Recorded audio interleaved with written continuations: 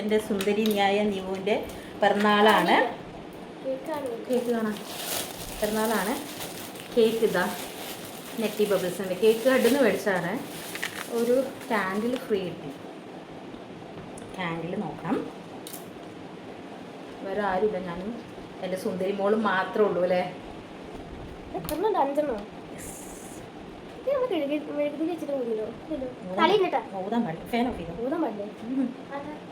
നമ്മളെ ഒരു ഐശ്വര്യത്തിനല്ലേ ഒരു വിളക്ക് കത്തിച്ചു വെക്കുന്നത്.